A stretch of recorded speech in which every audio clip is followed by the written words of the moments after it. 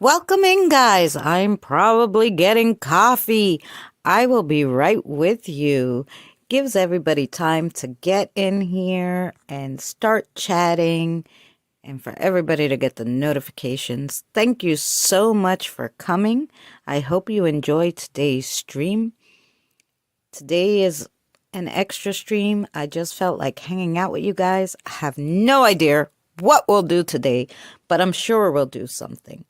Thank you guys again for coming. If you could take this time to share out the stream, I'd really appreciate it. And I'll be with you shortly.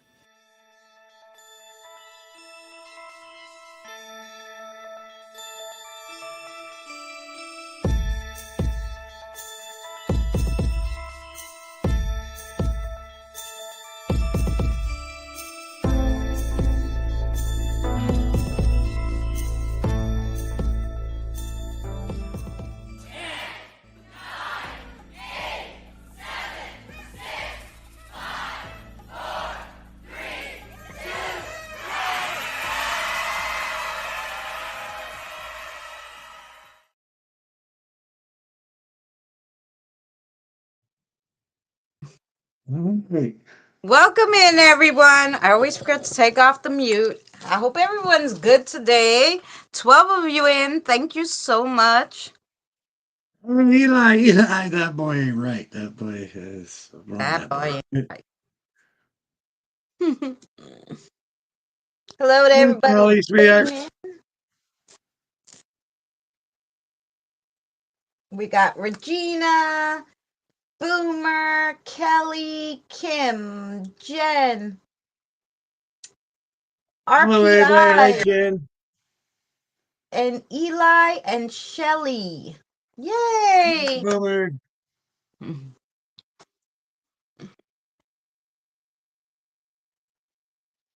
Do. Thank you, Regina, too, for sending Shelly the link because I could not find her messenger for nothing. You're gonna have to message me again, Shelly, and I'll have to figure out how I can find you. I don't know what your name is on there. James, hey, Boomer. Hi, Dan. Hey, Diane. Hey, James. Hi, R.I.P. My name's Randy, if you want. Thanks, Randy. Andy. I always want to say P because, and so I have to look at it for a second. Randy is easier. You're on both. Yay, Diane. Thank you for the watch time. I appreciate it. Um, we're expecting Mary, but we're gonna start because we're not gonna go too long because Danny had a long day today. So we're gonna start off with interviewing Danny. I made some questions for him, and yeah, so I have 15 questions for him. And then if we finish the 15 questions pretty fast, then and Danny's not exhausted, then we'll do some spirit box. Thank you, Shelly. I appreciate you listening. I know you got some stuff to do. I appreciate. Hey, Christy, how are you? Christy, yeah, and then I got some other stuff about my channel, which we'll discuss just before the Raptor box, I guess. Yes, of course. Okay. In case anybody doesn't know Danny, this is Danny from Chasing Bones and Specters. I should put your link in here. Silliness. Let's get Danny's link. Stick it in there. Oh, coffee. I love the way you smell. The color of your skin, the way your body moves, the way you feel on my lips. Lie now, to me, coffee. Lie to me. now I'm Oh, in sorry Danny's about link. that. Yeah, my bad. Hmm. Danny, All right. who? I put Danny's link in there. So that's Danny's link. If anybody wants to check out his channel, that is his paranormal channel. Danny has a few channels. Today we're going to be going over his paranormal experience. Yes, Randy. Um, his paranormal experiences, and his experience. Oh, I'm sorry, Kim, that you're sick. Can we pin? Kim, big hugs, prayers. Okay, great. So,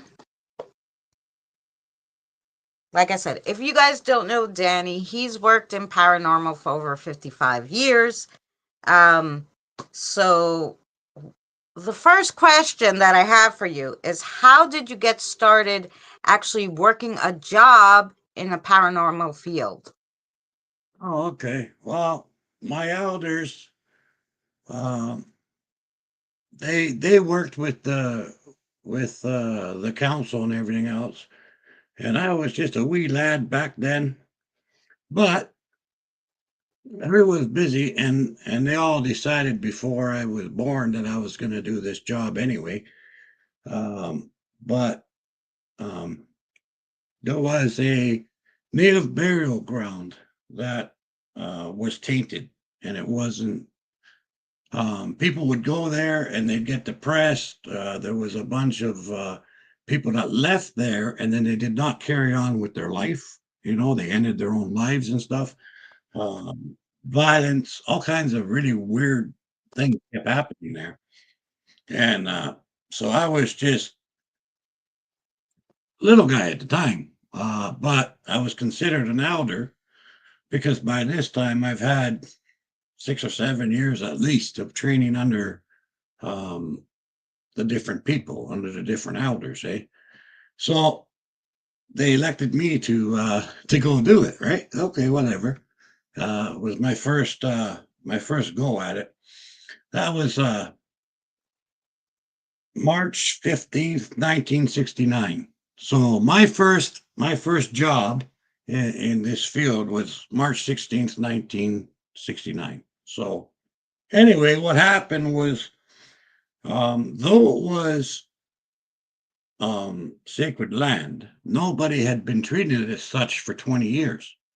Nobody ever went over and fed the elementals or fed the spirit world or Mother Earth or anything. No one came in properly with the proper prayers and etiquette or left with the proper etiquettes. And there was garbage all over the place.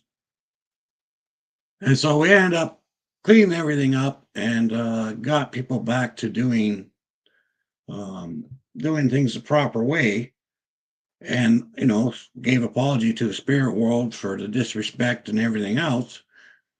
And the day before I left, we had a feast. And everybody came and they brought their own feast, and everybody sat just outside the sacred land, the sacred burial site, and reached into the site and put the food down for the spirits all the way around.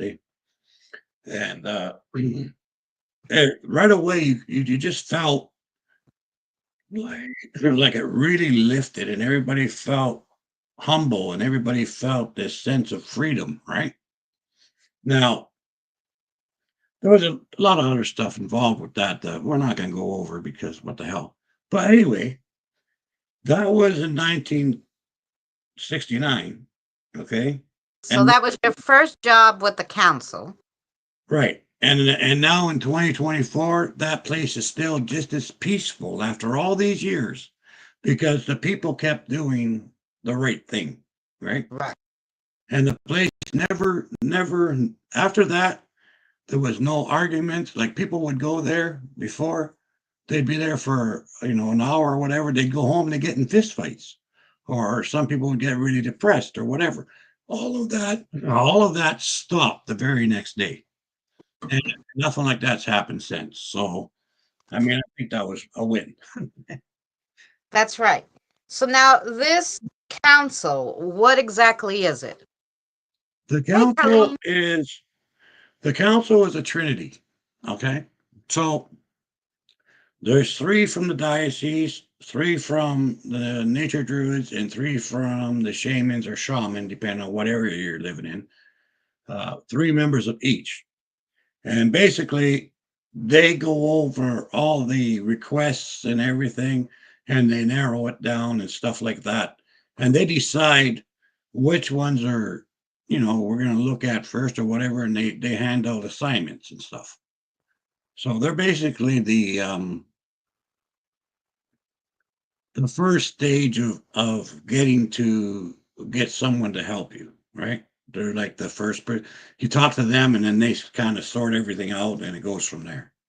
So is it like a community center that people go to ask for help, a church or Well, yeah, it depends on like if it's like for the diocese, any church that people go to, and they mention they got these experiences or these things going on, it gets passed down the chain and eventually gets to the council.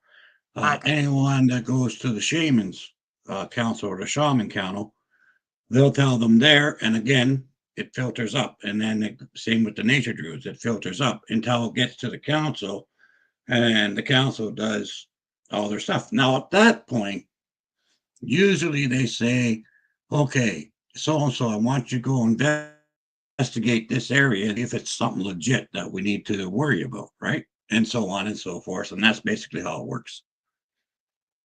there you go. Hey, Colleen. So okay, so what types of cases did you handle while you worked with the council? Well, well, we did, myself, like I can't speak for all the people that work there, Actually, I only know three or four of them, but there's lots. But anyway, things like land blessings, house cleansings, um, taking care of different types of hauntings. I don't know, it's a pretty big list. Well, I guess the mainly what happens for the most part would be uh, cleansing houses, blessing holy lands or sacred lands, um, doing uh, that type of work, like investigating anything paranormal, that kind of stuff. Yeah. So, how many cases on average do you think when you were there you worked a year? Um, On average, in a year, I usually worked, I don't know, probably about 50 cases. Um, just myself, like I'd work about 50 cases. I usually had a couple of weeks where I didn't do anything, somewhere throughout the year. Um, Sometimes I did a little bit more, but on average, I would say probably around 50 cases a year. 50 cases. So, out of those cases, how many would you say were successful? Did all of the things end up like, good after you left? A lot of them did. Um, I can't really put a number on it. A lot of times it was beyond a doubt successful, like really good. Sometimes it made things bearable, you know. And there was a few times where, you had to keep going back until it got to the point where it was okay. Or there were a few cases where people just had to rechange their environment, rechange the people they hung out with, rechange the ways that they did things. So some of it was a learning process for the people involved. Some, there were a few places like one case that comes to mind like that was this tainted land. There was a family living there, and a bunch of crap kept happening, and it got it to the point where um, they coincided with each other. Right? They weren't really nice to each other or anything by any stretch, but they were able to coincide. But that was so deep in the land, like so deep in the history, so much happened there that I mean, you cleanse it, right? But so many people knew of this area and knew how bad it was. They kept talking about it and bringing the shit up all the time. You can never really clean a place like that because the belief of how bad it is stronger than the people that believe it's now good, Right. right? So and it's kind of like a person. Like if a person is labeled a bad person and everybody keeps saying they're a bad person, well, what are they going to be? They're going to be a bad person, especially if they don't have any cheerleaders saying, yeah, you can do this, you can change. Right. Spirits in the land, it's the same thing. They need support, right? And without the support and with all the negativity, you can't get rid of that much negativity. Right. What types of entities did you come across while you were on the job?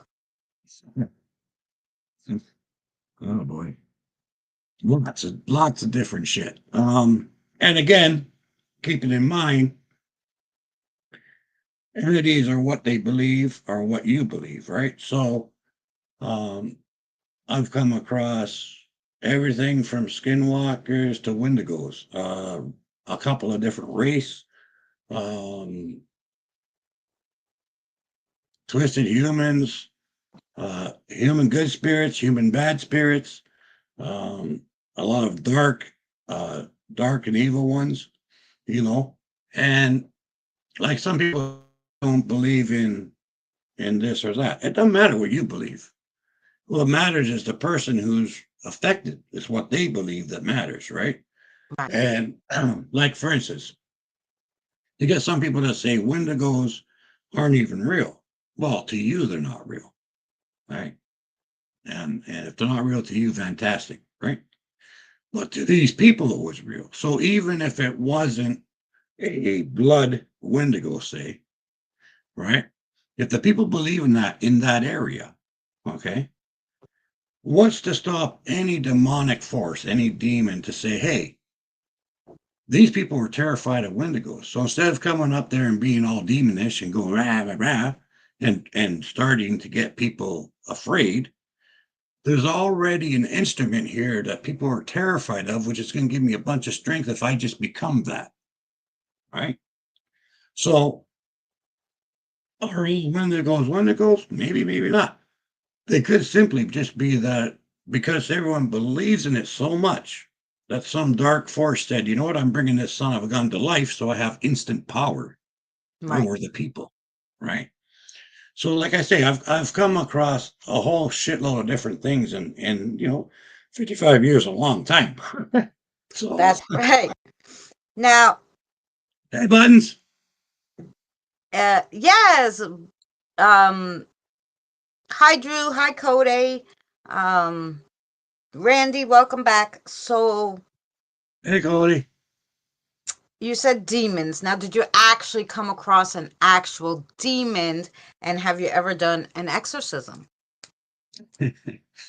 Well, I've done for the council. I've done. I looked it up. I was not now, but a little while ago. I think it was 2,750-ish cases. Okay, for the council, plus whatever I've done, like when people have come up to me and said, help me, right? Those aren't counted in that, right? But in all that time, I can honestly say three times that I've actually ran into a true blood of a demon, right? Um, and all that time, there was only uh, three basic exorcisms that I was involved with or did. Two of them were minor rites, and one of them was a full-on exorcism. And they're a terrible thing, and it's something that you don't get over right away, and it takes you years to actually. People say, "Oh, well, you have a month rest and you're fine." Bullshit. Yeah. The first one took me about 3 years to get over it, mentally and spiritually. Like it does damage you. So I'm thankful that that's the case. More often than not, I've had 15 or 20 healing cleansings, which is a little bit different, uh, of spirits that took over someone else or a nasty spirit. The twisted humans are the ones I'm more afraid of them than I am of demons because they're just terrible. Like a demon has a plan, a demon has an agenda, and a demon has rules that it follows because they're always there's always like a pyramid of who's in They have to charge. answer to someone. They always got to answer to someone, and they got to follow the script that they're told that they got to do, right? Whereas these twisted humans, they don't get told by nobody what they do, whatever the hell they want, right? So with them, if they go after someone or they go after a place or whatever, they got their own agenda, right? So when you go in there, you might think that they're trying to get to point A, right? And everything points to they're going to point A, but they also have the freedom of choice. Still, they're still human, right? They Right. still have the freedom of choice. So it looks like they're going to point A. So you're getting geared up to deal with that, and all of a sudden they go boom over here to point C or D. All right, you don't know what they're going to do, right? They're so unpredictable and nasty. They're just like they're nasty. I don't give a shit on nothing or nobody, right? Because they've lost all their humanity, right? So those twisted ones are the worst. That's right. Now, what type or types of entities uh, do you believe exist, but you haven't come across one of them yet? Well, there's a couple. Um, well, I have seen a blood wraith, dealt with them in the mind wraith. I've never seen a spirit wraith, thank God. Uh, I've never seen one, and I never come across one either. But that's the big brother of the race, right? Like that's the daddy, right? And so thankfully I've not come across him. Uh, I've seen that, seen a gin,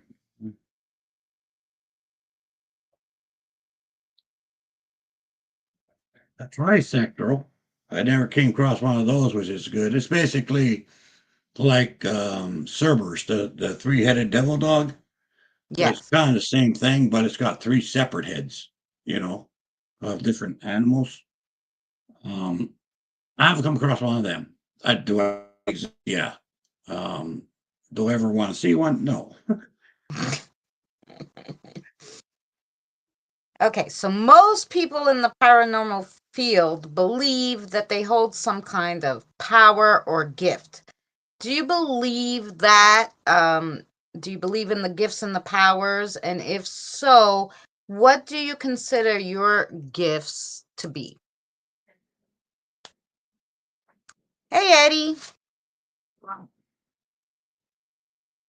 Do I believe that people have gifts? Yes, I do. I believe other people have gifts, you know, some with discernment, some with ESP, some with spiritual sight and empaths and all that stuff.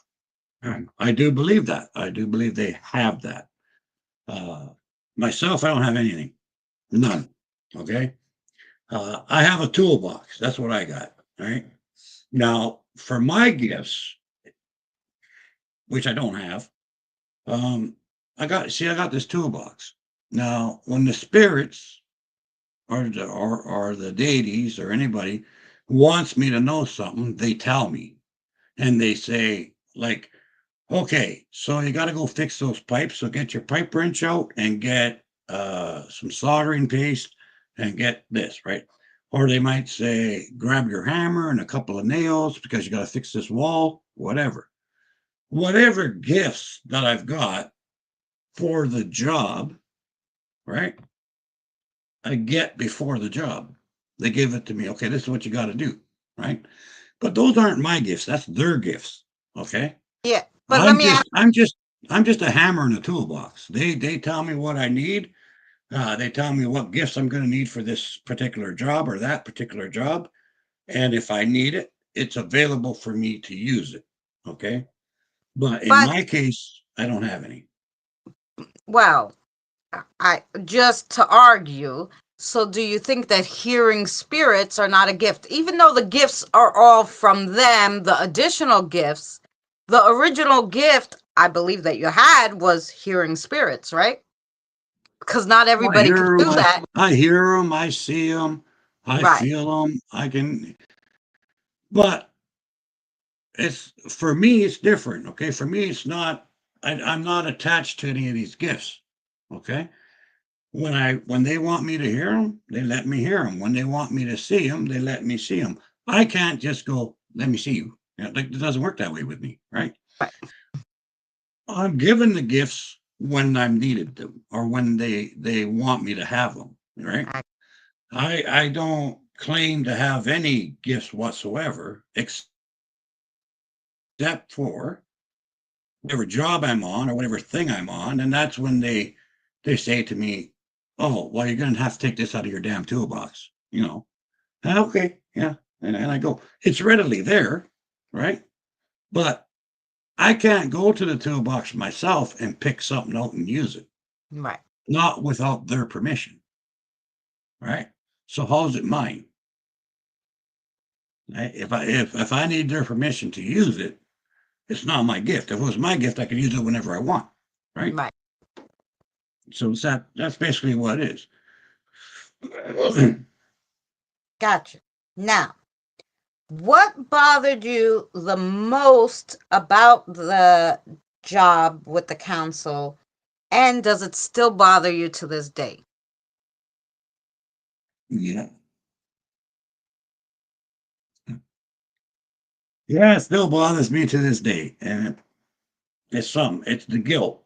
Um, Basically, what happens, and this was before 2021 or before the 2000s, when computers came, even way back when, you know, they'd get 2,000 a year, 2,000 cases, 3,000 cases, but they'd get that within a month. They get sometimes, 200 cases a day. Sometimes it'd be 500 cases a month. Every once in a while, there'd be an onslaught of cases, right?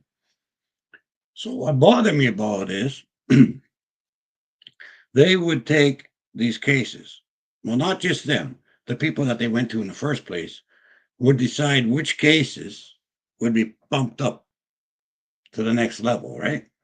They get to the council, they'd have 500 cases. Now, out of those 500 cases, maybe 400 are never looked at because, as far as they're concerned, it's not um, Priority. priority for whatever reason, right? Yeah. From those 100 cases, they'll send out 20 cases to each people working, right? Now, so I'm sitting here, I got 20 cases in front of me every day, right?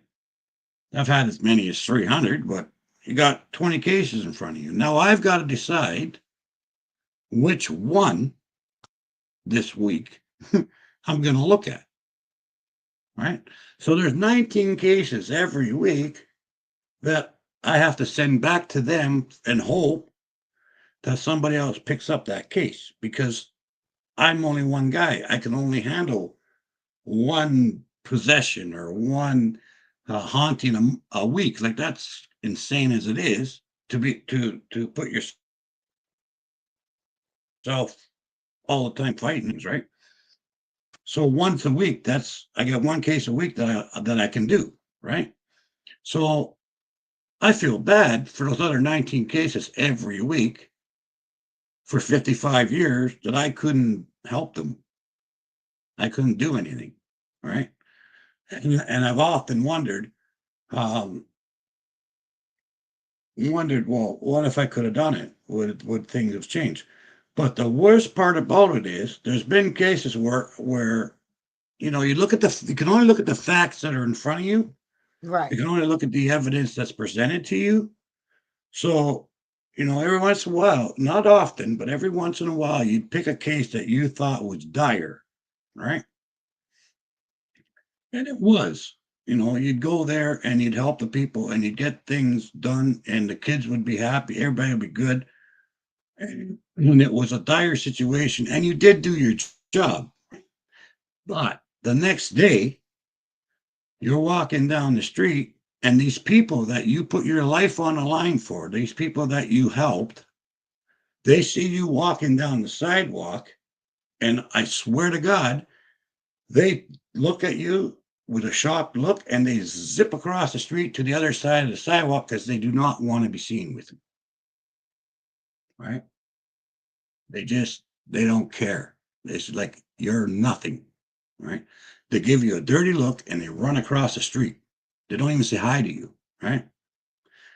That's where the guilt comes in because those ignorant pricks stop me from helping somebody who would have respected and been thankful for the help, right? And that's where the big guilt is. That's where the huge makes me cry.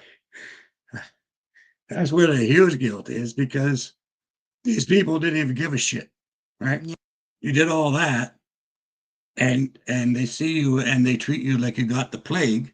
They're not thankful. They're not grateful. How do I know that they're going to follow through anything I told them that they need to keep doing so it Right. doesn't happen again? How do I know that anything I said mattered, right? Are they going to follow through? So I'm thinking about this now and I'm thinking, geez, I should maybe help this person or that person, right? So that's the one thing that will never go away. It's something that um,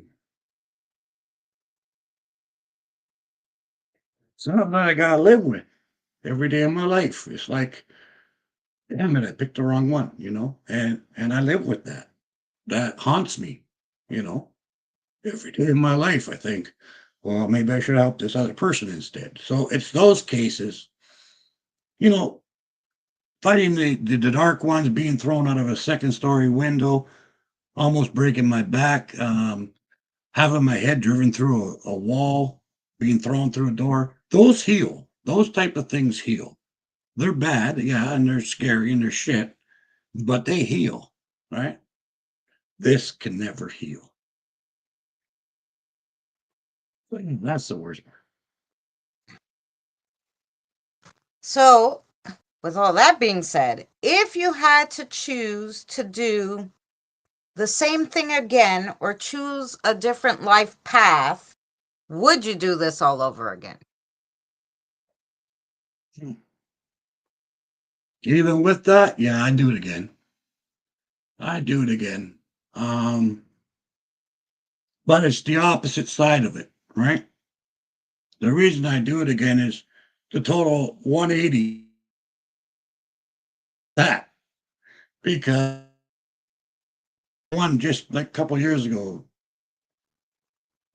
um, this family was being tortured, and they got to the point where they all were sleeping on one mattress in the living room, terrified. They were even scared to leave the house, let alone stay in the house. Right? Right. It was a very bad situation. Anyway, why would I do all this again and put myself through this again? Is because, and this isn't the only. It happened a lot of times, but this one really stands out just because. Um, Anyway, we went in there, we did our job, we got rid of everything. Um, about 3 weeks later, it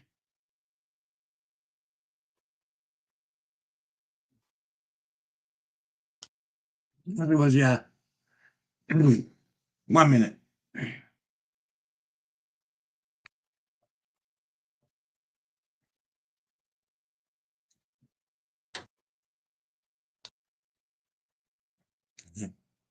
And 3 weeks later, I went to the store to shopping center, and these two little kids, Robbie and Susan, were their names. This little kids. He was, I think, 6, and she was 4. Anyway, um,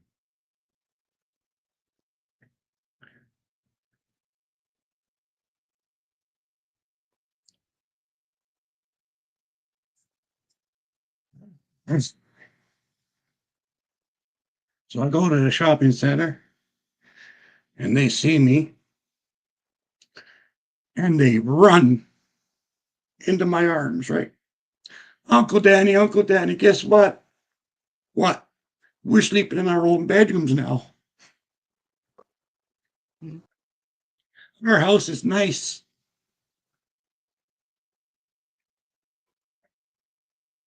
The hell else do you want? Yeah, Like,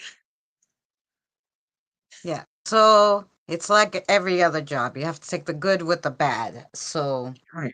you would do it all over again, just even if there's 50 bad ones and only one good out of each 50. Yeah, I mean, like, just to see kids not being afraid to go in their own bedroom, things like that. That's what kept me going all those years. That's there were a lot of times where I wanted to hang up the towel because I got beat up bad. I wouldn't believe the shit I went through.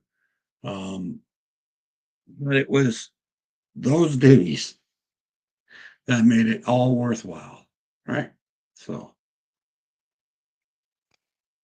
So, what is the best advice you could give someone in the paranormal field when they're doing, even if it's by themselves and not getting paid, different workings with spirits?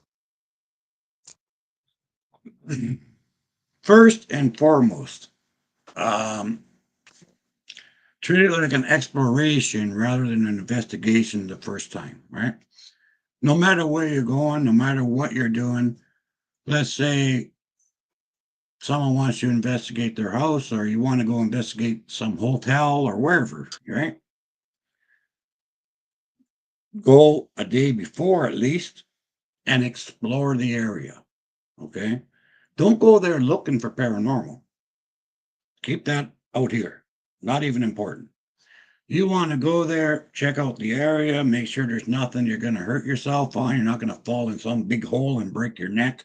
Go and explore where you're going to be investigating. Make sure you know any physical dangers that might happen to you, right? Um, get a feel for how does this place feel to me? Like, does it feel safe? Does it feel scary? You know, go the day before and explore the area. Make sure you know where everything is so that when you go the next time, you're not going to come up with some surprise that, man, there's no manhole cover here. I could have fell to my death, right? Right. You want to make sure you do that, right? And if you're first starting, never mind this nighttime bullshit, okay? Everybody thinks you got to investigate at night. Horse crap, right? You think the spirits, they go someplace and then they come back at nighttime? They're always there, right? Daytime, nighttime, evening time, whatever.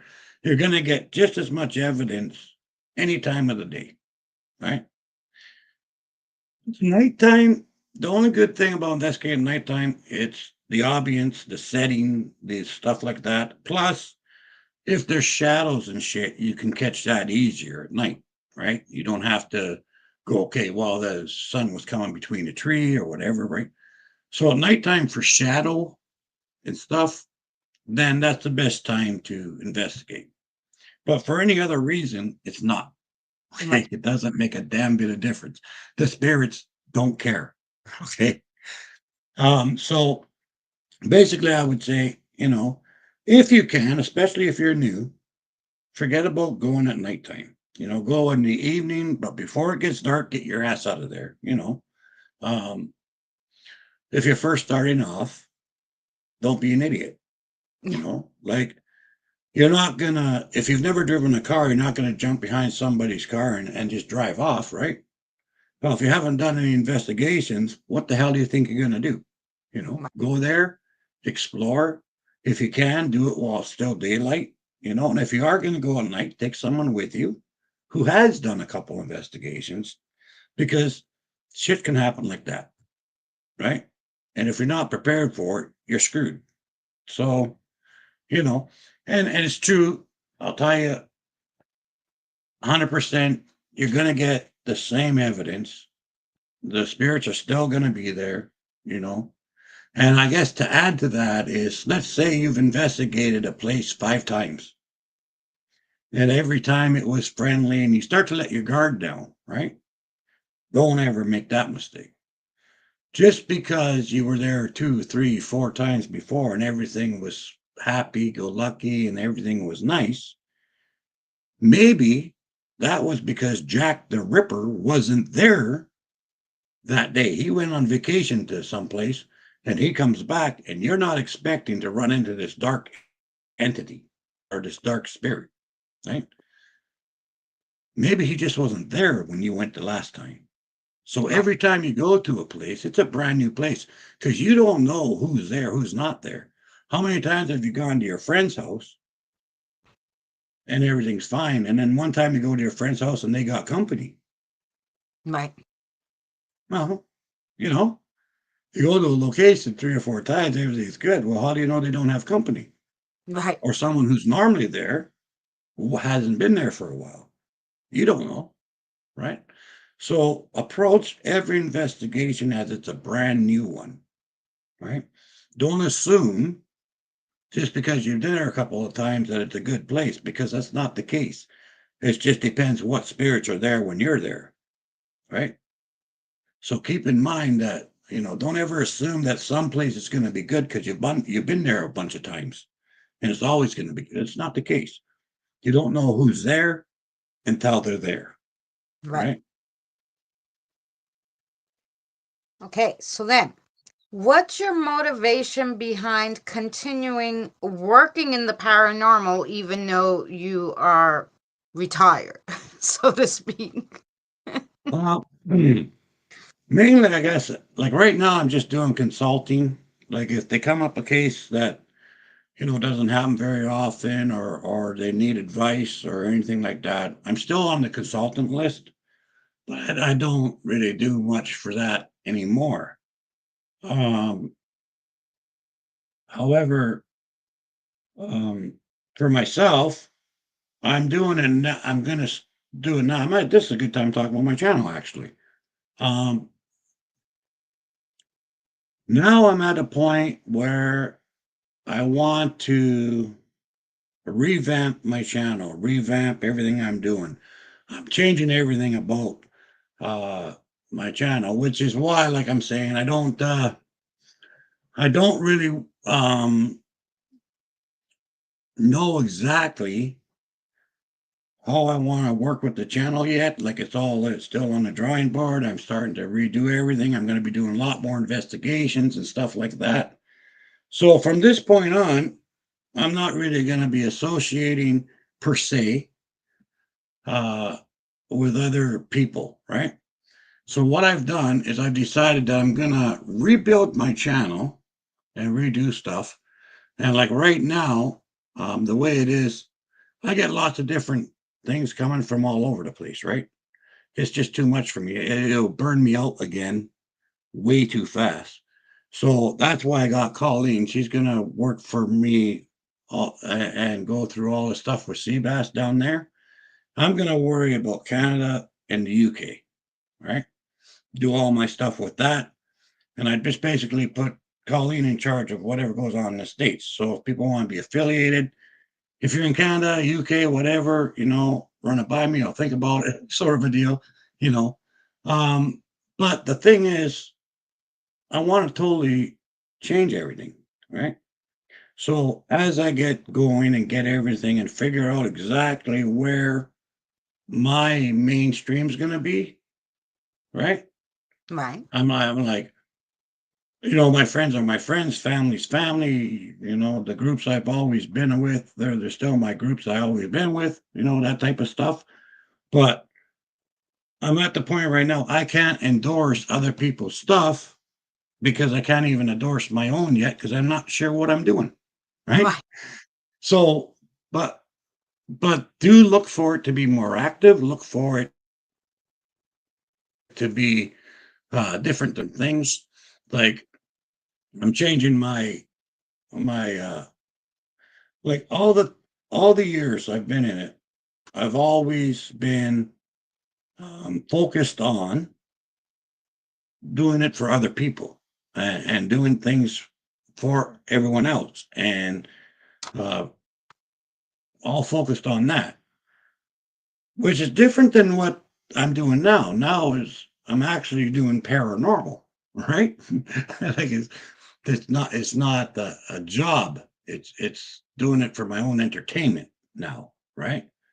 So The concept that I gotta learn, right, is I want to investigate what I want to investigate, right?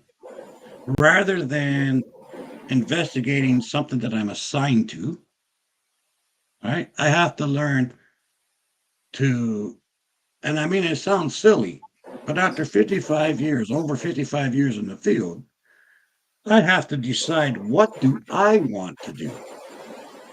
Like rather than being assigned all these different things, right?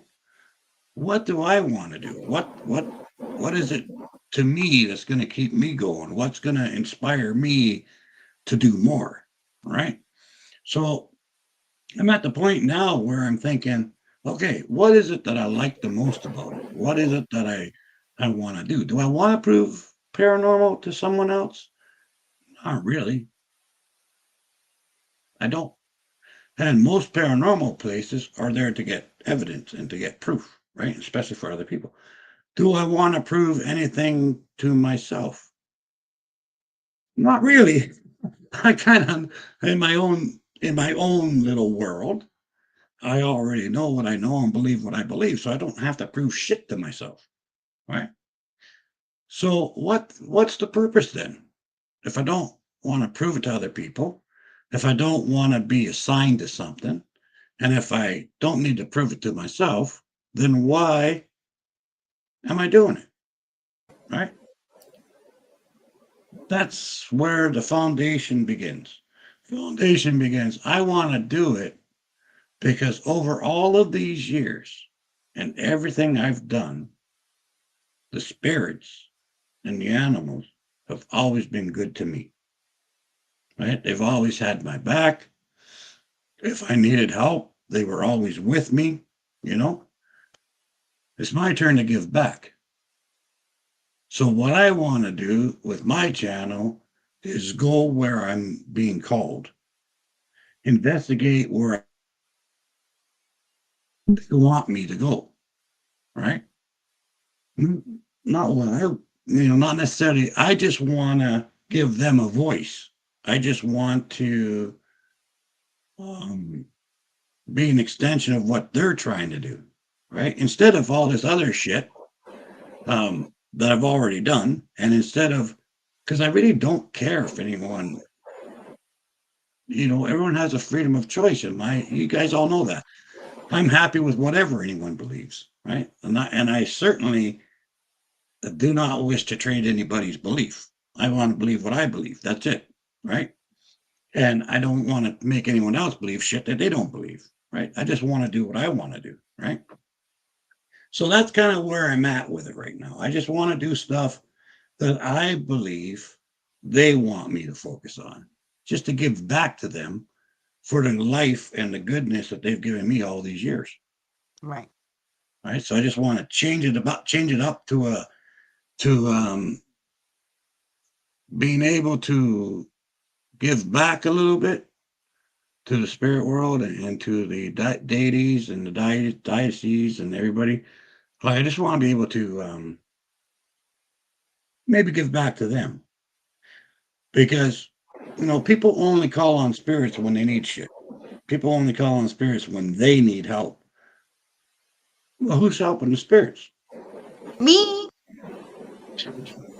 The point is, it's like I just want to um, revamp everything, start fresh, give myself some whole new motivation, find a way to just do, like, for instance, when I was down in Texas, I'm walking around going to these different cemeteries. I got some good evidence, by the way, which kind of freaked me out in a happy way.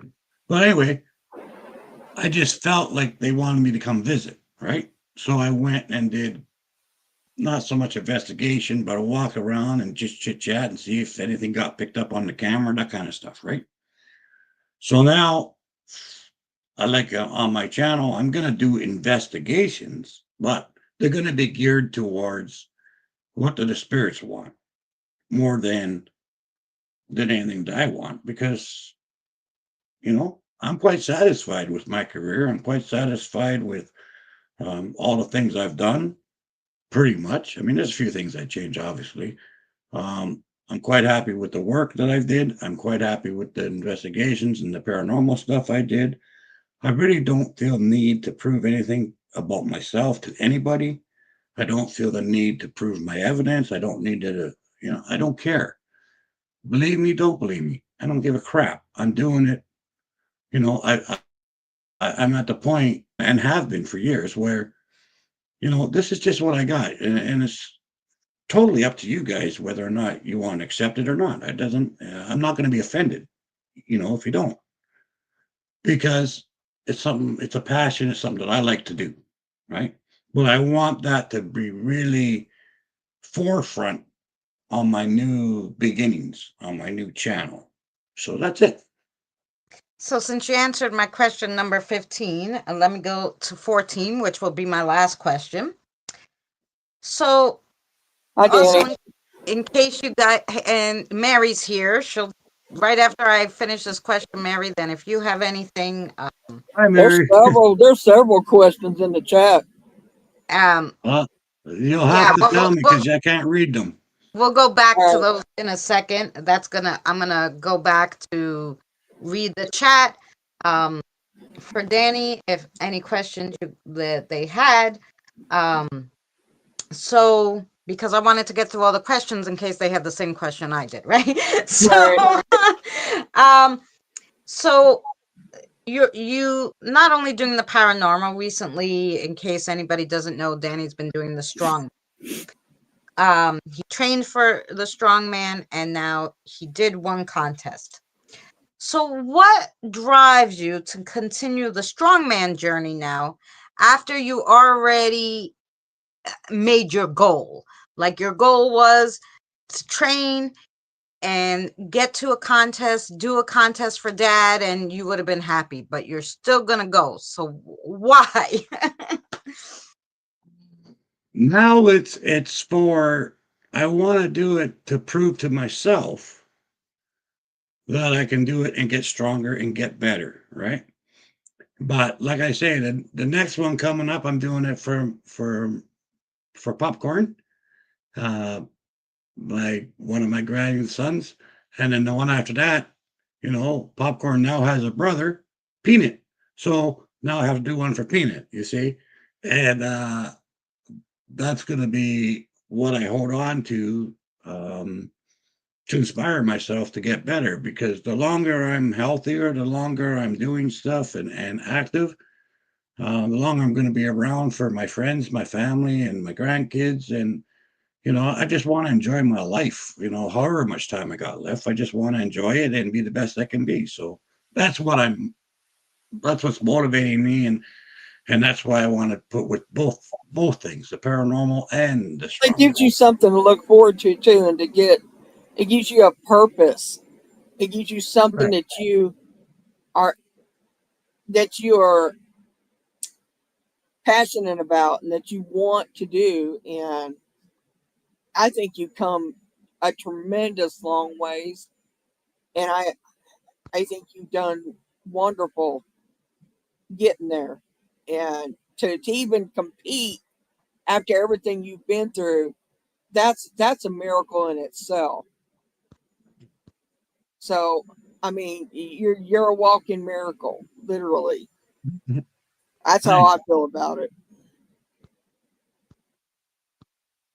Okay, so I'm going to go back and read some questions. I'm going to go all the way back to the beginning. Okay. Um, Drew says you look good, by the way. Yeah. Um, everybody, of course, said hi. Uh,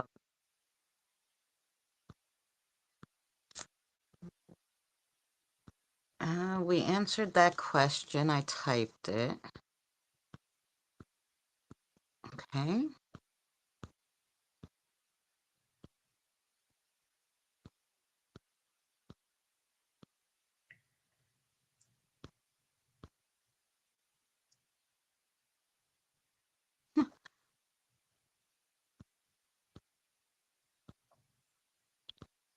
Okay, most people are talking to each other.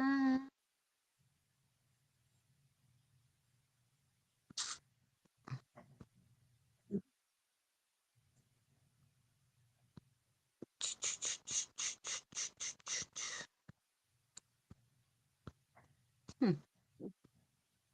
Um, there's not as many questions as I thought because most of them they were talking to each other, or they were just making comments on Jennifer what Danny have a lot said. of So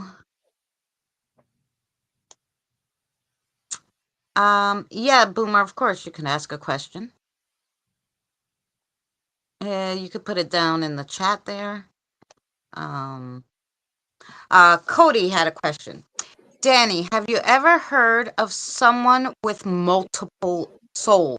And this was somebody who was born with multiple souls, I believe you were saying, Cody, and not like people who are attached to you. You know what I'm saying? Um, no, I haven't. Not to say that it's not possible, obviously. Um, you know, sure, it's a possibility that people could have more than one soul. That's kind of how possession works too. They cram into the same container, right? Can a person have multiple? I suppose so. I have no evidence or anything to say whether it's a fact or not. But I can take a glass and I could put Pepsi and root beer and Dr. Pepper and orange and Fanta all in there. Mix it up and I got myself a swamp water, they call it. We are just containers. We're just vessels, right? So it makes sense. It could happen, right? Like, why not? You know, um, I believe that we're all given a soul, our own soul. Plus, we have our inner spirit. We have our guardians and our guides, but they're part of us. They're not part of somebody else, right? So already, we have our guardians and guides with us, right? So could there be more? Of course it could. Do I have any proof or do I have any experience meeting a person who has more than one distinct soul? No. Okay. Um, there's been hundreds of cases where people are said to have multiple personalities, right? There's all these cases of multiple personalities and everything else. And I think a lot of it is a psychological thing where there's multiple personalities, but who's to say that some of those multiple personalities isn't because the per bugger stuck with more than one soul with them, right? And depending on the time of day, that particular spirit has the right to the host body, right? So to answer your question, I don't know. You know, do I see it as something that's actually possible? Why not? You know, um, would I say it's impossible? Not a chance in hell, because it is possible, right? But myself personally, no, I've never met anyone with that. And Debbie wants to know, hi, Debbie, by the way. Danny, do you believe in purgatory? Yes. Um, in a sense, we believe we is subject to debate, but anyway, we believe there's three waiting rooms. Okay. Um, and in our system, the way we have, if you're in the third waiting room, that would be most like purgatory, right? You're there until you prove to yourself or enough people pray for you for your spirit to be cleansed, right? That would be like the third stage. And there's two other stages where you're a shitbird, but you're not so much a shitbird to go to this other place, but you sure selling good enough to go up to the next level. We believe that there's basically three waiting rooms, and in those waiting rooms, you can improve yourself up to the next one, right? When in the third waiting room, we don't really know what happens. Do you go to heaven? What people call heaven? I don't know. Or do you go to someplace peaceful, away from the grind? Maybe. I don't really, until I'm dead, I won't have that answer. But do I believe that just because you did this, that means you're going to go to be in agony forever? No, I don't believe that. I believe it's what's in your heart. It's going to make a difference to where you end up. And the way I believe it is whatever you believe now, okay, that's where you're going to end up. If you believe in heaven, you're going to go to heaven. If you believe in reincarnation, well, guess what? You're going to be reincarnated. If you believe that you're just going to be worm bait, surprise, you're going to be worm bait. You know what I mean? Like, I think it, I think a lot of it is you are training your spirit while you're alive. Everybody says, "Well, we're here so we can learn." No, you're also here to teach your spirit to learn, right? Like, yeah, your spirit is here to teach you, but you've got to teach your spirit too. And whatever you believe, your spirit's going to believe. Whatever your spirit believes, you're going to believe, right? You're one with your spirit, right? So I think you got to teach your spirit. Like everybody says, your spirit's here to teach you your next step. But who teaches your spirit the next step? You do, right? You're teaching your spirit every day of what type of person you want to be in the afterlife, right? So if every day you're an ass to everybody else, when you're dead, guess what? You're going to be an ass to everyone else. If you're teaching and every day you're trying to be a good person, when you pass, what's your spirit going to be? A good person, right? So, and that's where I think a lot of it's what you teach yourself and teach your own spirit is where you're going to end up. That's what I believe. I might be totally wrong, but that's what I believe. Boomer has one question for you. How is his tree doing? Your tree is doing really good. It's grown probably about 8 inches since it's been planted. It's full. Yeah, everything's doing good.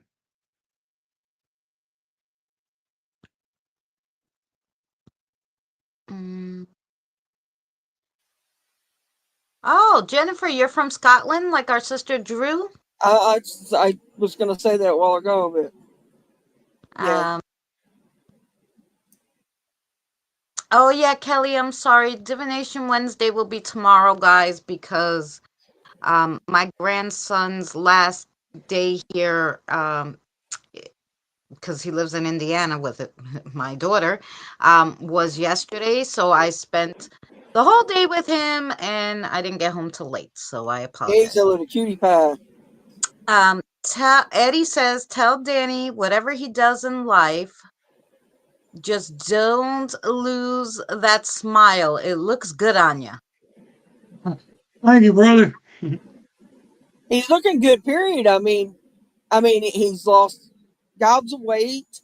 He's just Lost getting 205 muscle. pounds. And have you noticed the muscle different now, Danny? Yeah. Like your arms and Uh, stuff, or is yeah, being muscles are stronger? getting better, but I still got lots of loose skin because of, when you Right, lose right. 265 pounds, you get that. Yeah, you're gonna have that skin. Yeah, But yeah. It's nothing you can do about it except to have it removed, and insurance yeah. don't pay for that. Yeah, But I it, just, So, keep building muscles and hopefully fill it back out. that's right. right. Jennifer wants to know, is it possible to come from another dimension or to remember another dimension, like that you lived in a different place before?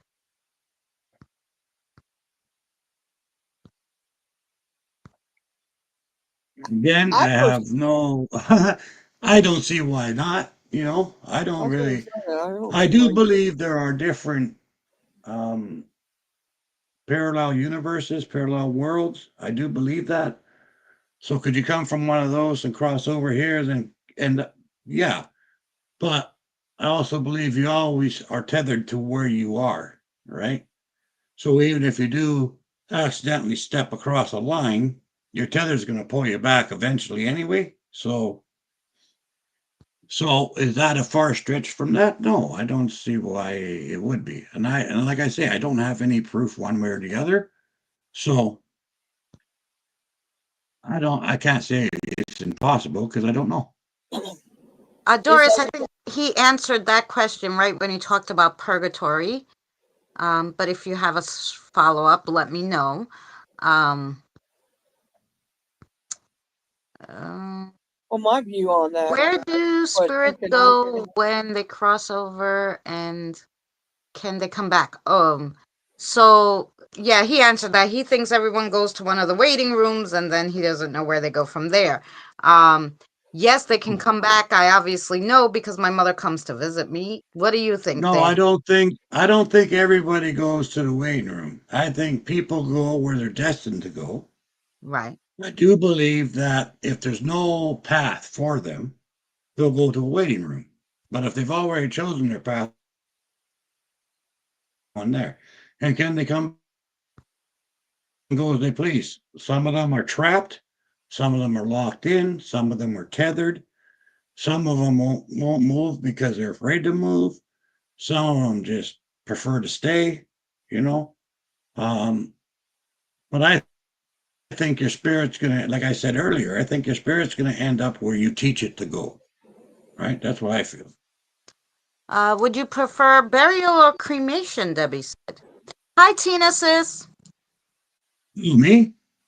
Yes, you. Everywhere. I don't give a shit. Yeah, You know, wrap me up in cheesecloth and throw me over the farmer's fence when I'm done. I don't care. that's it. Doris wants to know what is the bright light. I don't know. I've died a few times, and every time it's been a little bit different. Um, to me, the bright light was me looking at my own spirit, my own soul, going to wherever it was going, right? And I happened mentally to tag along with it. And I've seen some pretty cool shit. But to me, the bright light, when people see a bright light, you're actually seeing your own energy, your own soul going through the darkness or going through the tunnel or going through the atmosphere. And that's what the light is called. The light is from your own spirit, right? And on top of that, it is going to a light that's even brighter further down the road, right? Like it's attracted to your spirit is attracted to a more um, of its kind, right? So if your spirit's of light and it sees a mass specter of light, that's where it's going to go, right? If your spirit's dark, it's going to go down the well. So that's kind of what, to me, the light is, if there's bright lights, to me, it represents goodness of spirit, right? Not necessarily, but it's like goodness of spirit. So all these other spirits um, showing you the way to where you fit in because you're like-minded, right? That's the way I look at it. Now, you take it from there. I don't know. That's just what that's the way I look at it anyway. Hi, Cassie. Cassie says hello. Danny's channel is pinned, by the way. I pinned it on the chat, so you should be able to see that pin up there. It's highlighted in white. That's Danny's channel link. Um, the tether keeps us attached to our bodies. Yeah. Um, Jennifer says thanks for answering her.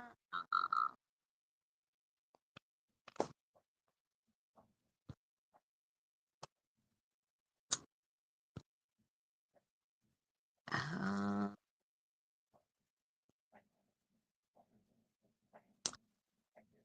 the light.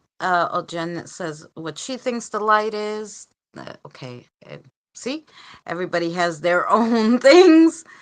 The gateway to the veil, some people believe the light is.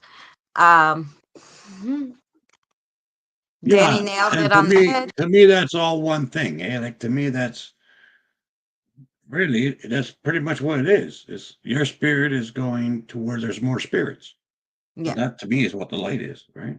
Right. Yep. Okay. Any more questions for Danny? Um, and then if Danny wants to do a little of the spirit box, we'll do that if he's feeling well, but I just want to make sure nobody else has any questions. I think I did I made a good list, so I think we pretty much covered the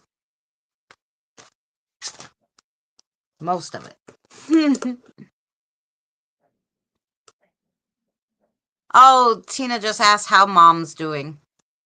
Not bad. She's getting there slow but sure. They figure it'll be another 3 weeks before she's back to normal, but she's slowly getting there. Thank you.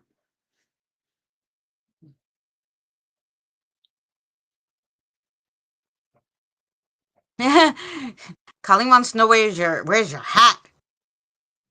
Sexy C.B.A.S hat. It was right here. It must have. Diane wants Oh to no, I know. wore it when I went out. What? Diane wants to know, why do I see the spirits? For my own enlightenment or for others? Hey, Gothic sis. Both. Mainly the easiest answer is you see the spirits because they want you to. That's the easiest answer. What it's for, you already know because you wouldn't have seen them if you didn't know. Sometimes it's to help others and to enlighten others. Sometimes it's to help yourself, to enlighten yourself. Um, Sometimes the spirit you see may be one that has unfinished business with you or you with that spirit, you know.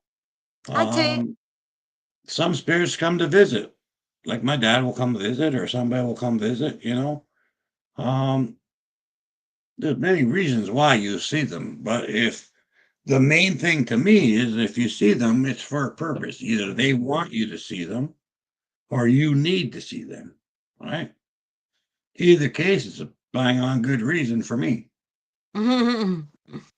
Doris says I didn't start seeing them until I reached a certain age. That's another thing because it is true. If you believe like a child's eyes are always open. That's a fact. They're not tainted by being afraid of what someone else is going to say or feel about them. Maybe that's why I do what I do because I really don't give a shit what other people think of me, right? When it comes to that. But um, I think a lot of it is your own belief system, you know. And you get to the point where you get all these doubts. Well, the more doubt you have, the more cloud your eyes are going to be, right? So, So, Shelly asked, is it possible to lose a gift or you were able to do something and now you can't? yeah, yeah. You got to remember, it is a gift, right? If you misuse it, if you treat it with disrespect, the spirits can take it back. They gave it to you in the first place, so you know they can take it back. Or if you stop believing in it, you know, you're when you get if you fill yourself up with doubt that it's actually there, you're gonna lose it. I mean, it's all about acceptance, really. If you accept your gifts and you believe in yourself and you believe in your gifts, you're always gonna have them. If you doubt yourself and you doubt your gifts and they get weaker and weaker and weaker to the point where they'll just disappear.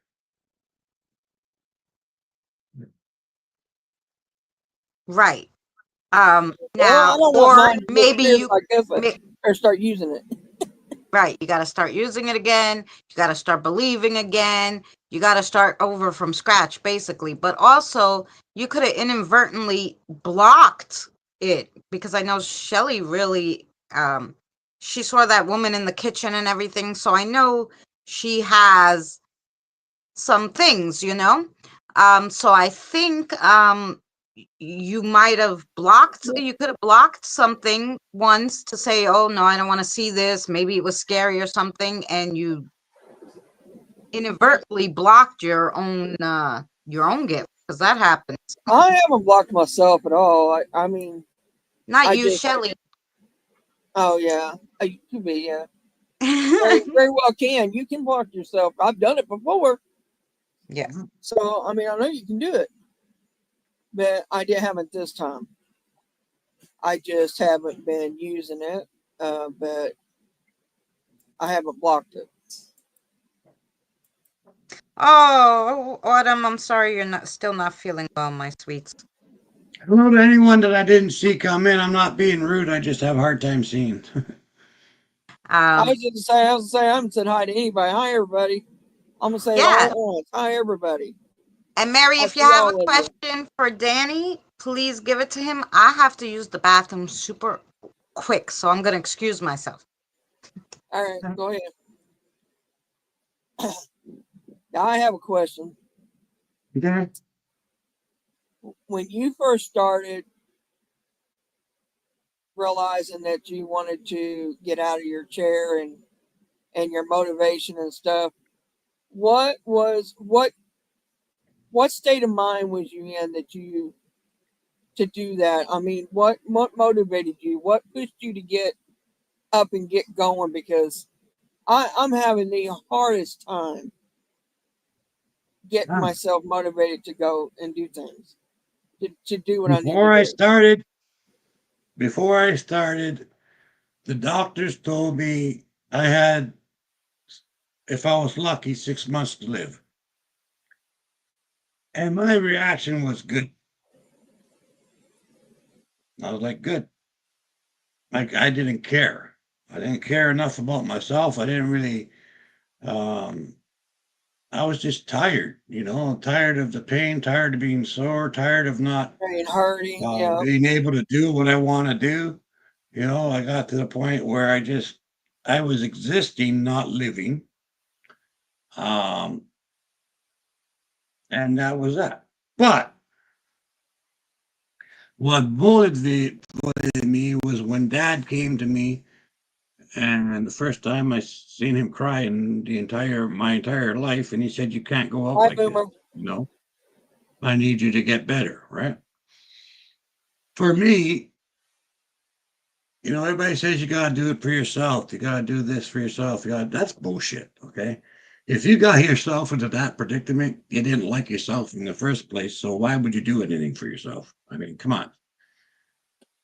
Remember that if you love somebody, anybody, and they want you to do better, they want you to get your ass in gear, they want you to get healthy.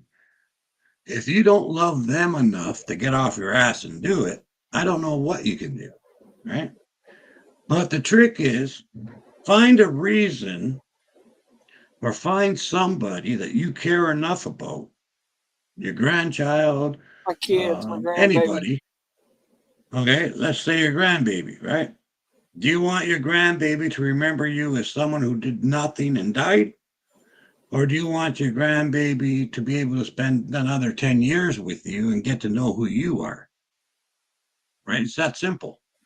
If you love your grandchild enough that you want to spend time with that grandchild's life, if you love someone enough that you don't want to check out on them before you have a chance to know them, then get off your ass and do it for them, right? And in time, it ain't gonna happen right away.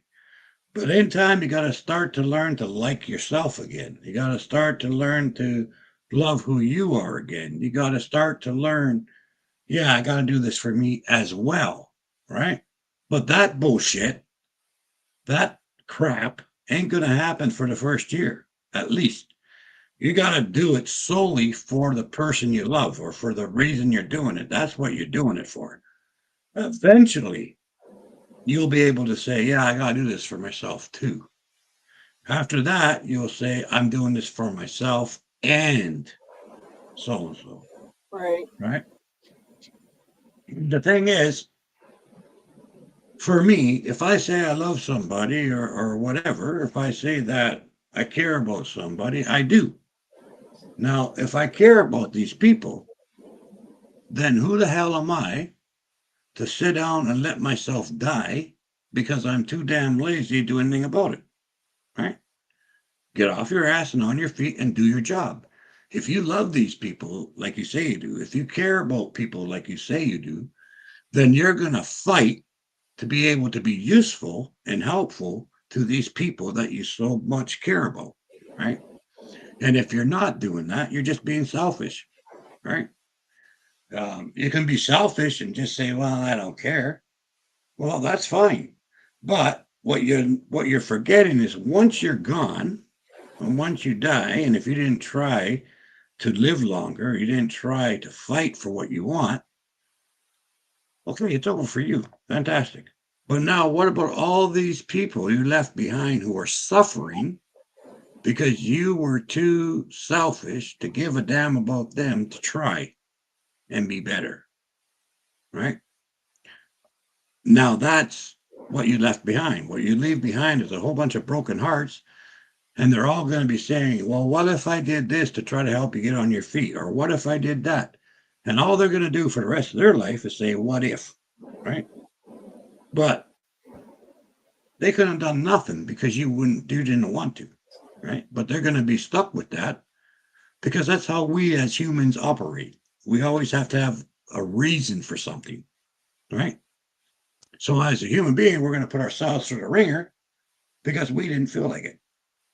And I guess that would be the only thing I could tell you is if you want to do it, if you want to get better, if you want to get healthier, you want to get stronger, you got to find your reason, whatever that reason is. And if that reason is, yeah, I love this grandchild of mine and I want to stick around to get this grandchild, you will learn after a while to start doing it for yourself and loving yourself again, right? But that's not going to happen overnight. It's my experience anyway. It doesn't Right. happen overnight. It took me a year to start to like myself again, you know. But hey, it's up to you whether you want to make the commitment to your grandchild, in your case, to get better or not. And then any other excuses are bullshit. As simple as. I mean, there were days where I could not get out of bed. Bullshit. I promised my dad get my ass out of bed. There were days where I just didn't want to do that exercise today. Bullshit. I promised dad I would. I'm not going to lie or break my promise to dad. Go do it. Right. So you can have 10,000 excuses every day if you want to. Or the truth is, you said this, you were going to do this. If you don't do it, you're lying. Right.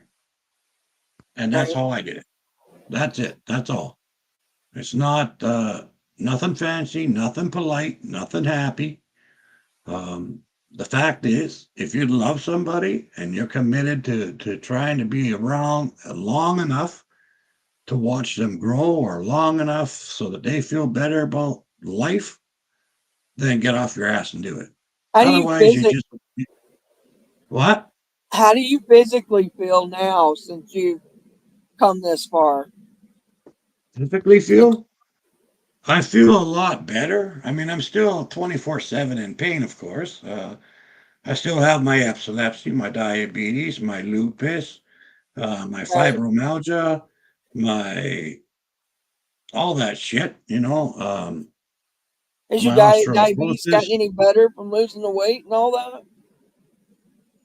Actually, no. At first, once I lost 100 pounds, when I was 515 pounds, my blood pressure was perfect, my cholesterol was perfect, my sugar levels were perfect.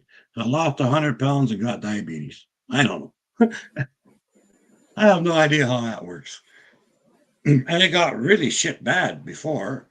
Now it's getting better. It's getting more and more stable as things go on. But you just have to you just have to decide what you're gonna do. Do I feel better now than when I first? Obviously, I mean I can do what Well, I yeah, want now, right? I'm Uh, sure you physic- do feel better, obviously. But I meant physically, like, there's a lot of pain. I'm not gonna has your lie. pain went down Pain. any or at all? It hasn't Some changed any. days, some days it's a little better.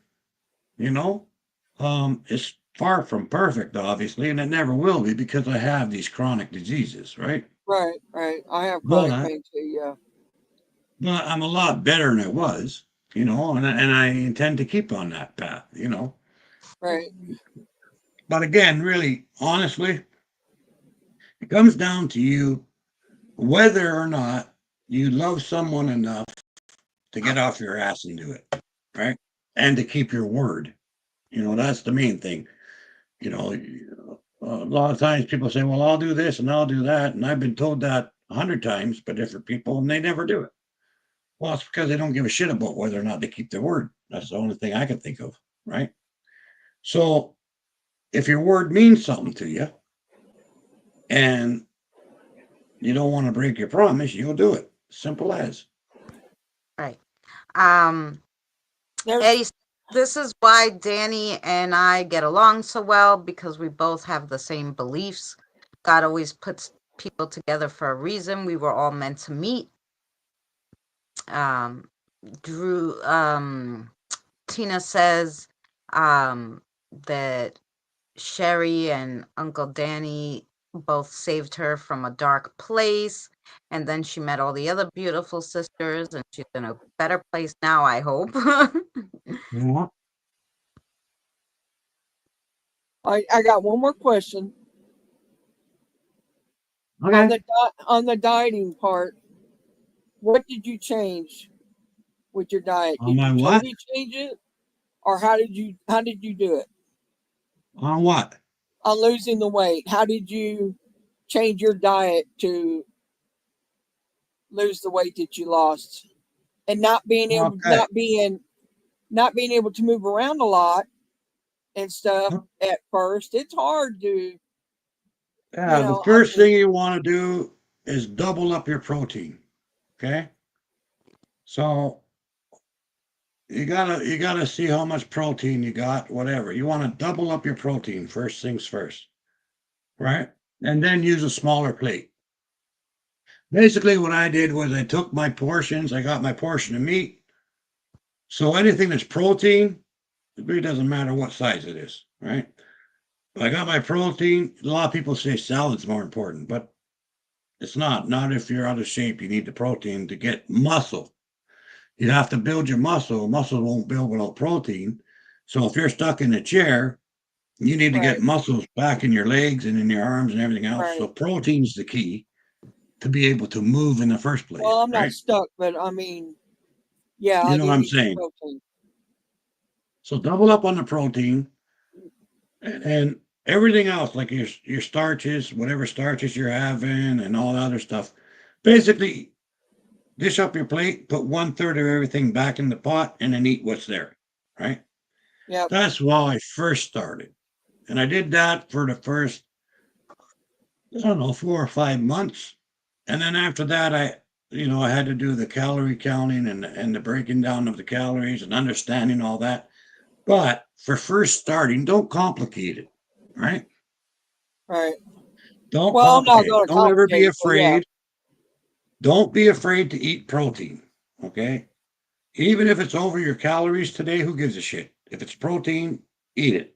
Okay. When you're sick and Right. you're stuck in a chair and you can't do shit, shut up and eat your protein. Okay. Well, I need some protein right now to heal up my body.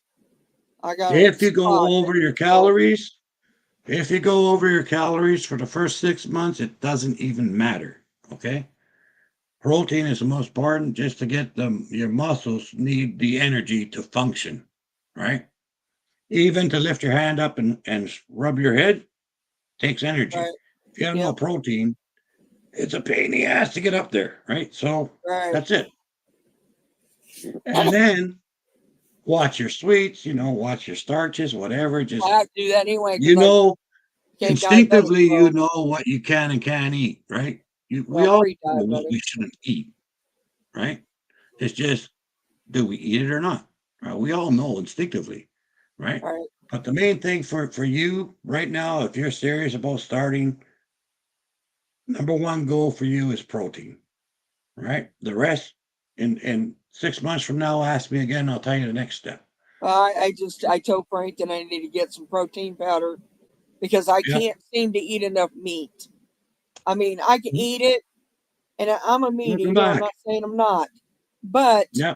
and I can eat peanut butter, but you know, I have to watch peanut butter because of sugar There you intake. go, protein and So, greens. Oh, I Yeah, it love doesn't peanut matter. It doesn't matter where your protein comes from. You just want protein. butter. And right. basically, the goal is for you, you want to have 1 gram of protein, right? Uh, Like it goes by, I need 250 grams of protein a day just to keep level. So for every pound, you want 1 gram of protein.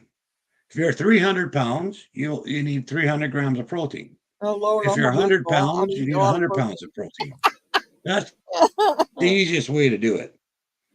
That's right. All right. And And it Mary, tastes great. All right. Like, you gotta order this one from Aldi's. The best one I ever I mean, tasted. how much proteins you got in it?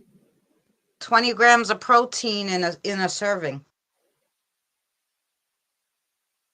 All right, but I was looking at one that's got 30. good. That sounds good. 30 is nice, but Mhm.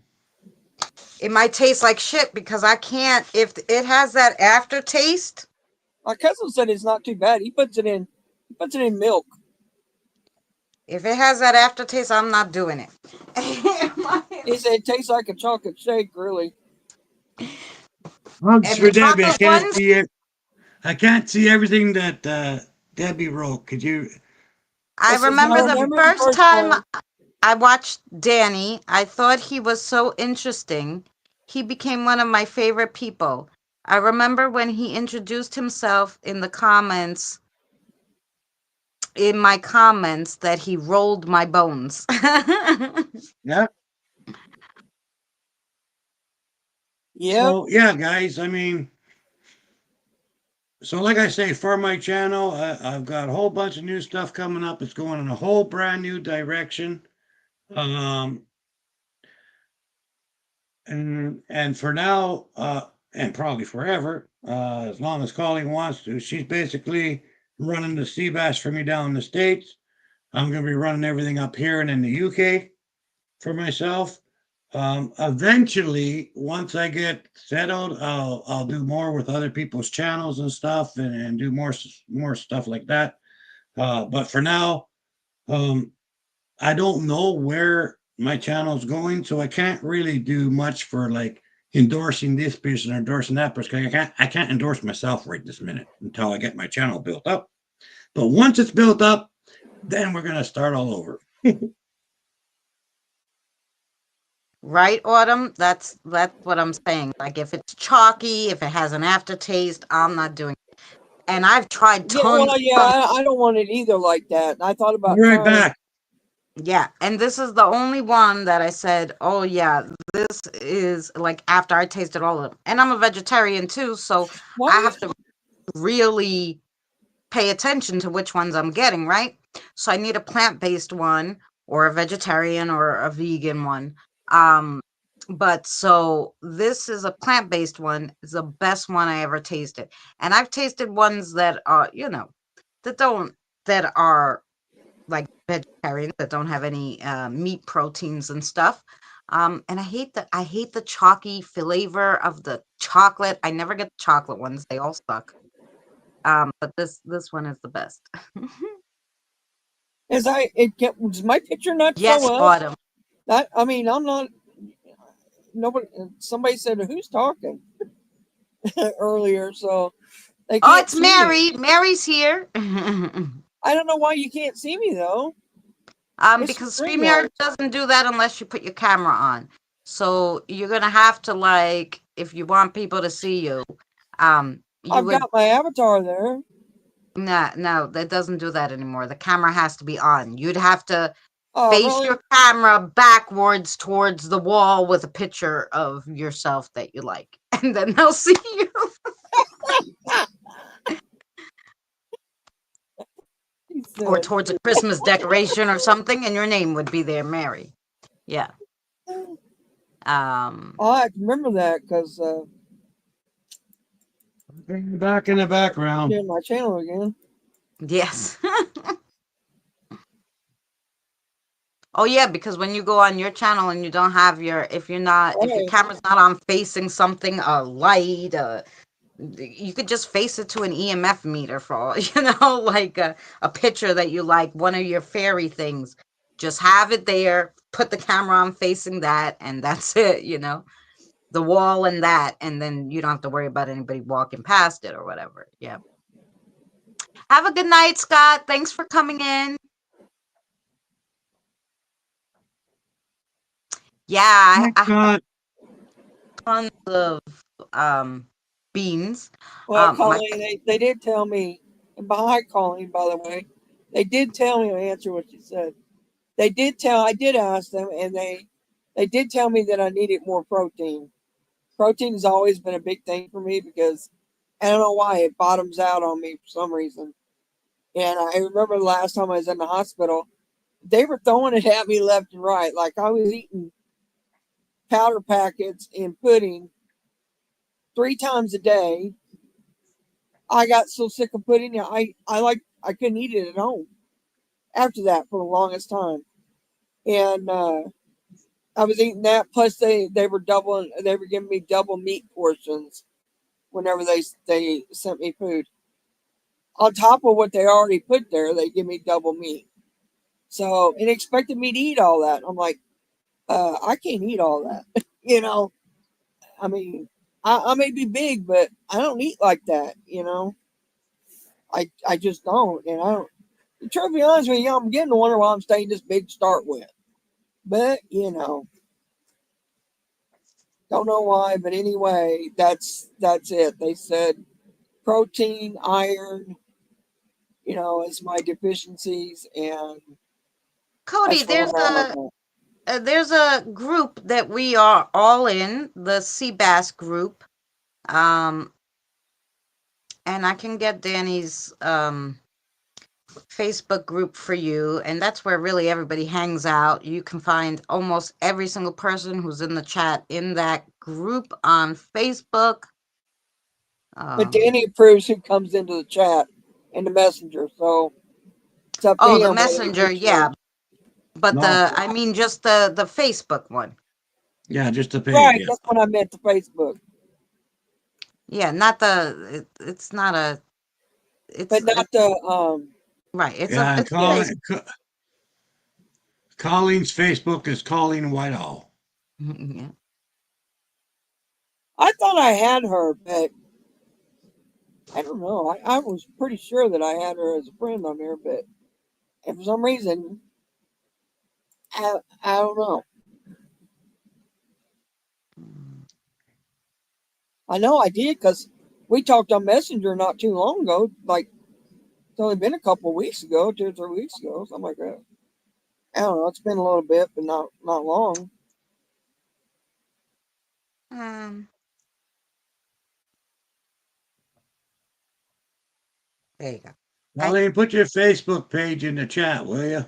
Yeah, and put Colleen's, and then I sent on my Facebook. I shared Danny's group, and I sent it to you, Cody. If you want to put in, I don't know. I think you asked questions, right, or on the I Facebook don't. one.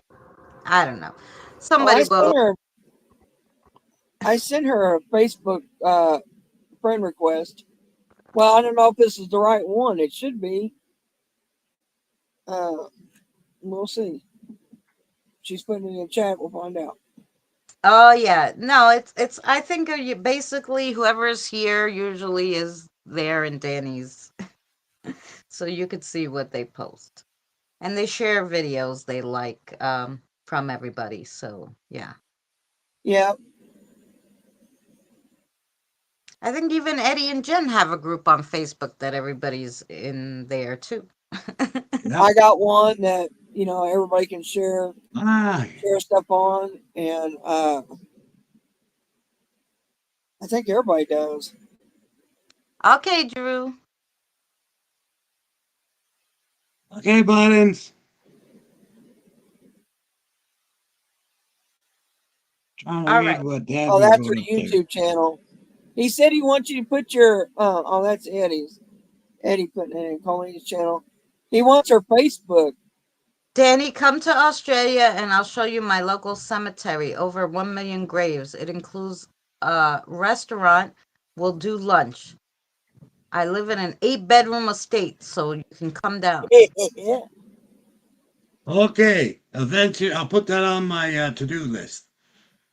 I was on the reason I was late I'm not joking. I will put it on my to-do list. is my brother. They always I don't know what it is. It's like they got radar. They decide to call or text me or something when it's time for me to go on with Christina. Yeah, I swear to God, it's I don't know. I swear they've got radar or something for it. But anyway, Thank you. he told me he's moving to Colorado. Ah, Kelly, So I was I busy shared the talking to him. group on my Facebook page. So if you go to the Facebook, you'll see the post that I shared it and you can join. Yeah, Kelly is I think she's already there. Oh, in the Facebook. I don't know. She She I said said think she. so. I don't think she said. I she don't think said Pretty I'm in I the sure. don't think Facebook I'm in group. the Facebook group. So I said, well, it's on my page. You could go click on it. Here I go get who we wanting. Is it just yours that they're wanting? You've already put it in there, right? I you can't share it. I don't know how to share the freaking Facebook to there, so I just put it on my Facebook page. It's the first and only post for the last probably month, so you could just go and click on my. Everybody has my Facebook, I think, and you can just click on the link there that says join the CBS the CBAS paranormal. If there's any more Hey questions, Don. I'll take a couple more questions and I gotta go. I'm worn out. Don says hello. Hi, brother.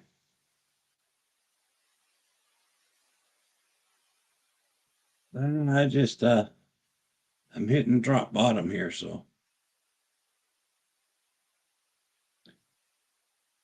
energy has gone. Yeah. Maybe if oh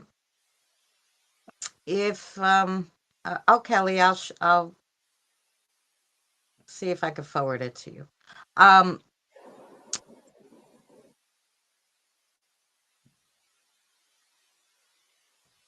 Maybe if Oh, Danny's up to it Saturday, we'll do the Raptor box like we used to, at least this Saturday. Yeah, say it, Eddie. If someone's writing something for me, could you please put it in caps? Well, Danny says I got a question. Eddie said he got a question for Danny, and I said, well, write it.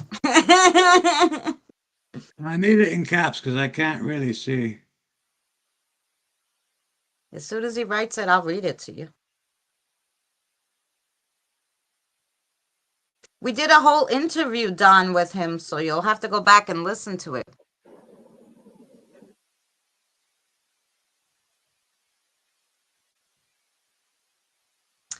Why didn't you? Oh, here's your question from Eddie. Why didn't you let them know you were in that you were in Texas? They would have came and see you. Well, it wasn't no secret. I put it on all the chats, and whenever I was on here, I said when I was going to Texas. So why didn't you watch and see that I was going there? Well, he did put it in the Facebook thing, and then yeah. It's been all over Facebook and everywhere else that I was going and when I was going and everything else. So Okay, Kelly. So we'll go look at it. Any other questions for Danny? thank you, brother. Oh, welcome home, Shelly.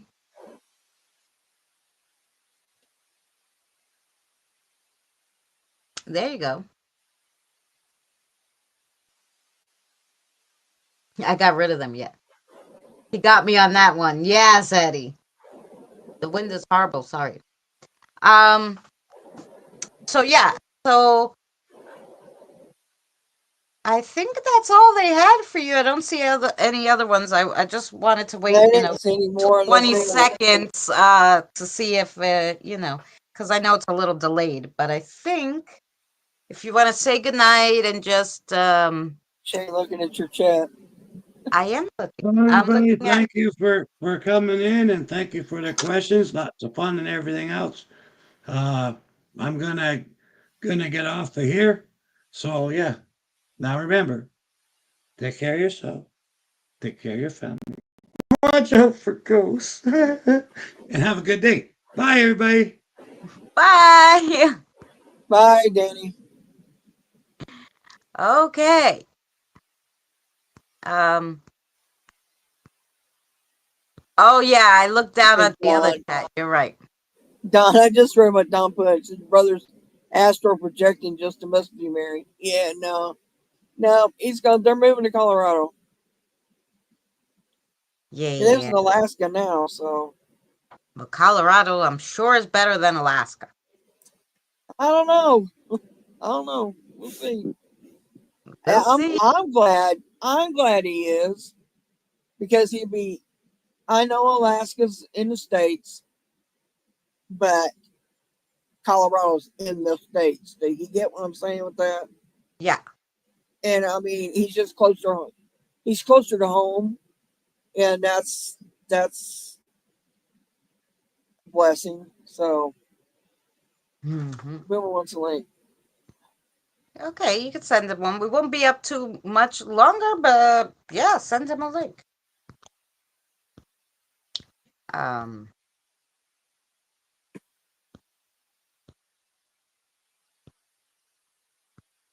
Hang on, Boomer. I gotta get it, and then I'll.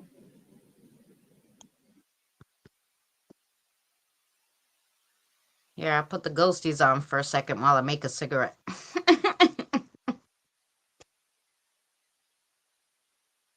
I don't have a making cigarette. I have a making coffee one.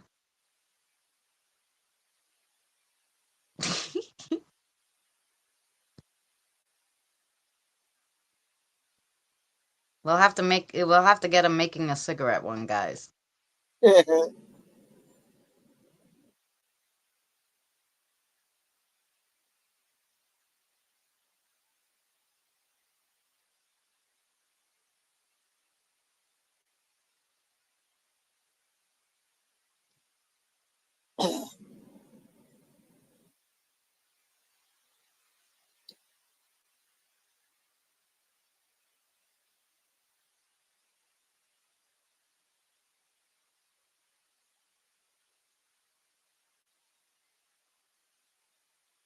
Now wait, it used to let me end Danny's.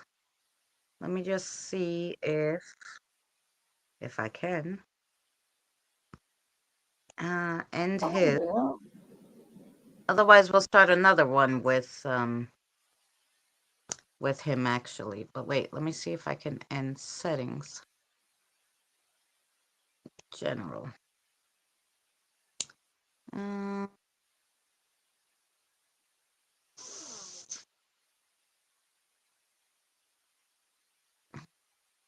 Stream info. Okay.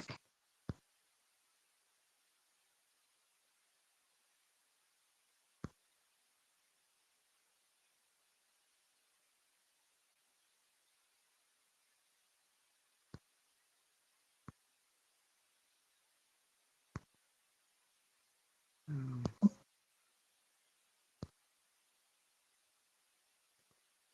I'm just wondering if I remove it, will it remove it permanently, or I'm what? afraid like I might want to just What?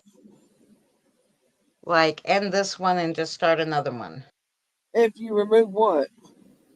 If I remove his cuz I don't want to, like, it's streaming on his channel too, so if I end Oh, it, if I put, delete, like, is it deleting the whole thing? Is it ending it? I don't know. It just has a delete button. I would not delete it. If you do that, it may delete everything. It Uh, has remove or view on YouTube. why don't we just stop this one and start another one? Yeah, that's what we're gonna do, guys. We're gonna Boomer, stop this don't one. come up on that one, Boomer. Just wait. Yeah, Send we're it. just gonna start another one, and I'll send you guys. Send us the link. a new link. That's what we're gonna do. So we'll be All right right. back. I just want to end it because I don't want, our chat to go on Danny's. So Right. thank you guys for coming up and watching our interview with Danny. I appreciate you guys so much, and we're going to be back in literally 5 minutes. I'm just going to set up a new stream, just because I don't know how this works, and I don't want to hit, Just hang something. out, I'm wait going to for your. mess up, the streams, because I don't know how it works. So, and I guess Danny probably forgot about it, so he didn't go and end it from his Just go end. to Christina's YouTube channel and wait, because it Yeah. may not. You might not get the notification before it actually, when she actually does go live. So go there and wait. We'll be there in a few minutes. Don't do it on my account if you wanna end. Oh, you mean you want to do it on your live? I mean, I don't know. So we could see your cameras.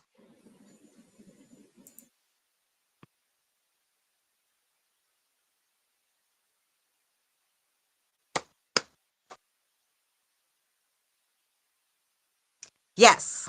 No. Okay, so I'm gonna end it and then we're gonna redo it. Here we go. All right, guys, we will see you in about 5 minutes back here on this channel.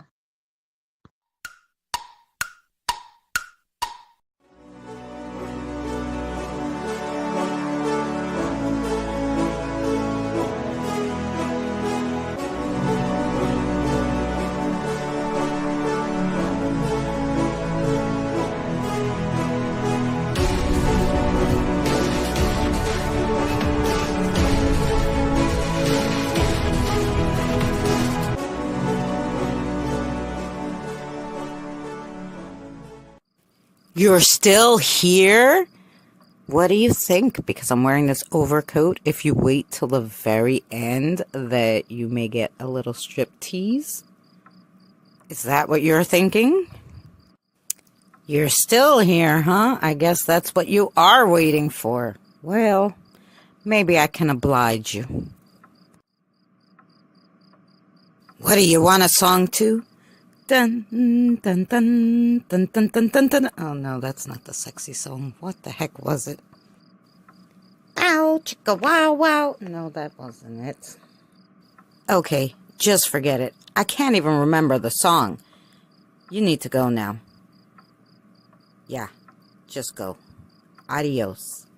Bye-bye. Take care. See you soon? Yeah, no, I wasn't joking. The door is that way, the window's that way. You pick, but you gotta go. You don't have to go home, but you can't stay here.